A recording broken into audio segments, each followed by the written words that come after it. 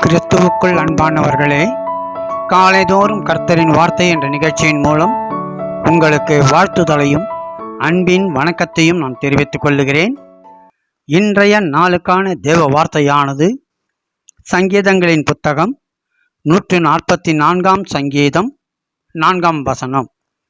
சங்கீதம் 144 4 வசனம். மனுஷன் மாயைக்கு ஒப்பாயிருக்கிறான், அவன் நாட்கள் கடந்து போகிற நிழலுக்கு சமானம் என்று அந்த வார்த்தை நமக்கு கொடுக்கப்பட்டிருக்கிறது. இதிலே இந்த வார்த்தையை குறித்து நாம் தெளிவடைய அழைக்கப்பட்டிருக்கிறோம் என்பதை உணர்ந்து கொள்ள வேண்டும். ஆண்டவராகிய இயேசு இந்த பூமியில் வாழ்ந்த நாட்களில் எந்த விதமான போராட்டங்களோ பிரச்சனைகளோ உபத்திரவங்களோ அவரை அசைக்க முடியவில்லை. மட்டுமல்லாதபடிக்கு எந்த விதமான பாவங்களும் உலகத்தின் கவர்ச்சிகளும் அவரை மேற்கொள்ள முடியவில்லை. காரணம் என்ன என்று பார்க்கும்போது யோவான் 16 அதிகாரம் 28 வசனத்தை வாசித்து பார்ப்போம் என்று சொன்னால், ஆண்டவர் அங்கே சொல்லுகிறார், நான் பிதாவினிடத்திலிருந்து புறப்பட்டு உலகத்திலே வந்தேன், மறுபடியும் உலகத்தை விட்டு பிதாவினிடத்திற்கு போகிறேன் என்றார் என்பதாக பார்க்கிறோம். அதனால்தான் உலக காரியங்கள் அவரை மேற்கொள்ள முடியவில்லை. இந்த உலகில் அவர் வாழும்போது பண ஆசை இல்லாதவராயும் பொருளாசை இல்லாதவராயும் வாழ்ந்தார். உலக அதிகாரங்களில் ஒன்றும் அவரை பயமுறுத்த முடியவில்லை. உலகத்தின் காரியங்களோ உலக மனிதர்களோ அவருடைய சீஷர்களோ அவருடைய தரிசனத்தை கெடுக்கவோ தடுக்கவோ முடியவில்லை.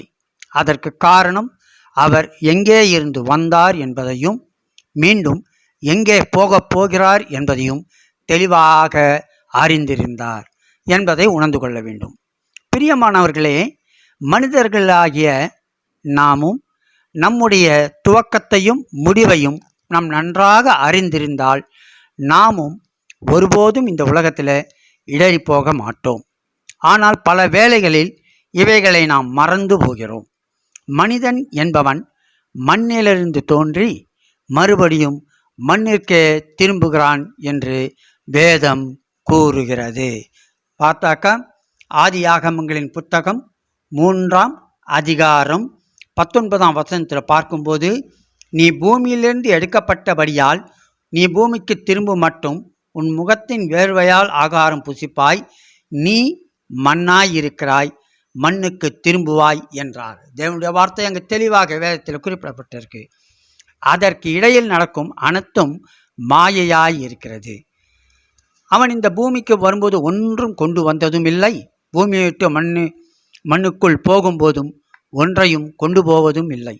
இதை யார் ஒருவர் அறிந்திருக்கிறாரோ அவர் பொறாமையின்றி போட்டிகளின்றி சமாதானமாய் உலகத்தில் வாழ்கிறார்கள்.